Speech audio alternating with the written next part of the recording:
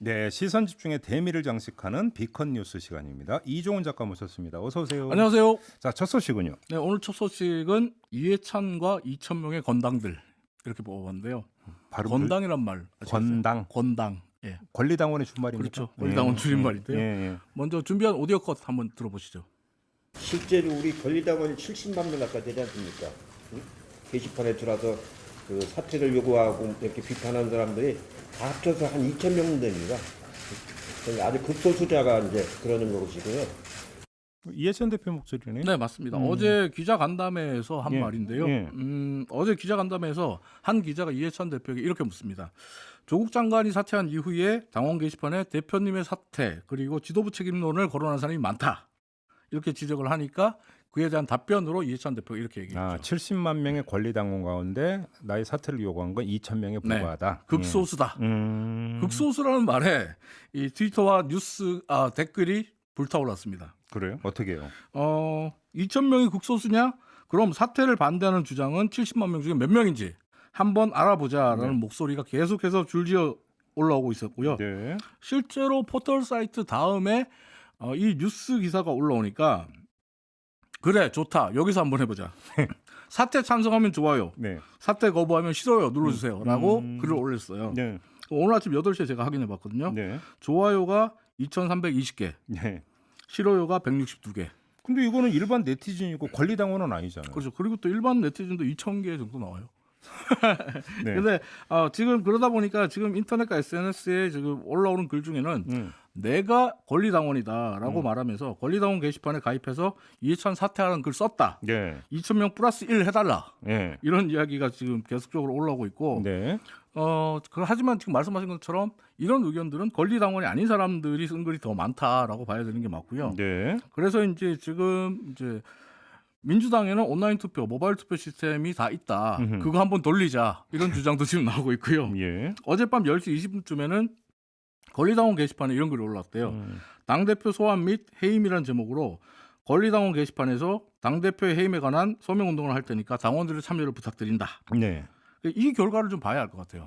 권리당원들의 의견. 근데 참고로 민주당 권리당원 게시판은 권리당원만 볼 수 있습니다. 네. 저는 접속이 안 됩니다. 네. 근데 지금 인터넷과 게시판 그리고 SNS에는 민주당 홈피 관리자 내일 2,000명에서 몇 명 더 늘어났는지 꼭 알려달라 네. 이런 글들이 올라오고 있습니다. 하지만 또 반대 의견도 많아요. 반대 의견은 어떤 의견이 있냐면 이런 행동이야말로 해당 행위다.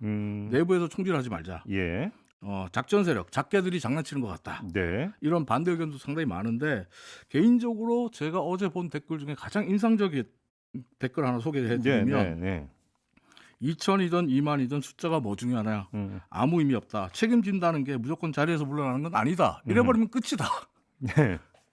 어떻게 보면 지금 많은 네티즌들이 갑론을박을 벌이고 있지만 칼자루는 이해찬 대표가 지고 있다.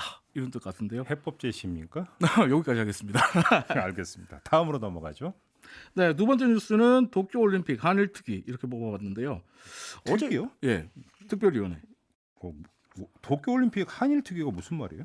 어제 일본 교도통신에서 예. 이 뉴스를 냈어요. 그래요? 상당히 눈길을 끌었는데 우리 언론에서는 그동안 이런 얘기가 전혀 없었거든요. 저도 생소한데. 예. 네. 근데 이제 한국과 일본의 국회의원들이 네. 내년 도쿄올림픽의 성공적인 개최를 위해서 협력하는 특별위원회를 구성하기로 했다. 그래요? 그럴 계획이다. 이렇게 예. 얘기를 했어요. 교도통신이. 예. 교도통신에 따르면 이걸 한국이 먼저 제안했다라고 해요. 그래요? 그리고 오늘 내일 중으로 결정될 가능성이 있다. 특히 네. 내일 결정될 가능성이 있다라고 얘기를 하는데 예. 실제로 오늘부터 이틀 동안 우리 국회에 이제 한일의원연맹 소속 국회의원 40명이 네. 일본 도쿄를 방문해서 제42차 한일의원연맹 합동총회에 참석을 할 예정입니다. 그럼 이 자리에서 결정될 수도 있다라는 얘기인 그렇다는 거예요? 얘기죠. 근데 지금 그 도쿄올림픽 보이콧 얘기까지 나온 바가 있잖아요. 네. 뭐 방사능 올림픽이다, 그다음에 우길기 뭐 그 반입 허용한 데가 게다가 뭐 후쿠시마 농수산물까지. 그러니까 지금 그 국내 지금 여론이 상당히 안 좋은데 우리 국회의원들이 먼저 도쿄올림픽의 성공적 개최를 위한 공동특위를 구성하자고 제안을 했다? 일단 교도통신이 주장하는 거라는 걸 다시 한번 말씀을 드리고요. 예. 그리고 교도통신도 지금 말씀하신 그 지적을 이야기를 합니다. 예. 그러면서 정반대 얘기를 하죠. 교도통신은 한국 내 일각에서는 대보이콧을 요구하는 반일 정서가 강하지만 네. 국회의원들은 완전히 대조되는 의견을 갖고 있는 것 같다. 오호. 약간 그 속된 말로 분탕질하려고 기사를 낸 것 같다는 느낌도 조금 있는데요. 네. 당연히 이 뉴스를 본 우리 누리꾼들 반발하고 있습니다. 네. 도대체 한국의 그 의원들이 누구냐? 명단 공개해야 된다. 네. 국민은 반일, 국회의원은 친일. 이게 뭐 하는 거냐? 예. 라면서 굉장히 크게 반발하고 있는데요. 네. 사실 뭐 개인적으로 이런 특이 만들어서 지금 문제가 됐던 우길기 금지, 후쿠시마 농수산물 반입 금지, 그다음 방사능 지역에서 경기 취소 이런 거 결정하면 좋죠, 사실. 아니 그러면 명칭을 바꿔야 돼요. 도쿄올림픽의 성공적 개최를 위한이 아니라 제대로 된 개최를 위한 제대로 된 게 성공이죠. 한일 공동 특위 이라면 제가 이해를 하겠어요. 이런 특위가 만들어서 이런 논의가 이루어진다면 정말 찬성할 수밖에 없는데 네. 과연 그런 이야기가 현실적으로 가능할까? 아니 그러니까 저는 네. 그냥 한번 헤아려 본다면 지금 네. 한일 관계가 많이 꼬여 있으니까 어떤 이런 것들을 통해서 한번 분위기를 좀 네. 그 좋게 풀어가기 위한 네. 하나의 그냥 액션 정도로 이해할 수도 있을 수도 있어요. 네. 정치적 액션 정도로. 그렇죠. 근데 문제는 이게 족쇄가 될 수가 있는 거죠. 왜냐하면 도쿄 올림픽에 대해서 우리가 지금 제기해야 되는 문제가 여러 가지가 쌓여 그렇죠. 있잖아요. 네. 그럼 이걸 어떻게 제기하겠느냐라고 하는 문제가 여기서 따라붙게 되는 거 그렇습니다. 아니겠어요? 그러니까 국회의원들이 만약에 이런 제안을 했다면 특위 구성을 제안했다면 우리가 그 특위를 통해서 우리가 그동안 제기했던 문제를 다 해결할 수 있는 해법을 내놓을 수 있다는 자신감이 있어야 된다고. 그게 보고요. 해결 테이블이 된다면 반대할 이유가 없겠죠. 그렇죠. 근데 그게 아니라면 그래서 이제 내일 사실 합동총회에서 우리 언론들이 주목하고 있는 게 화이트리스트 문제, 지소미아 문제 네. 이 부분을 주목하고 있는데 네.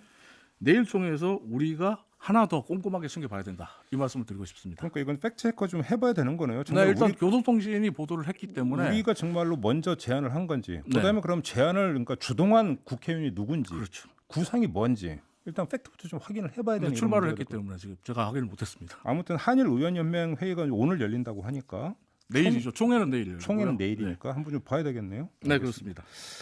알겠습니다. 자, 이렇게 마무리하죠. 이종훈 작가와 함께했습니다. 고맙습니다. 감사합니다.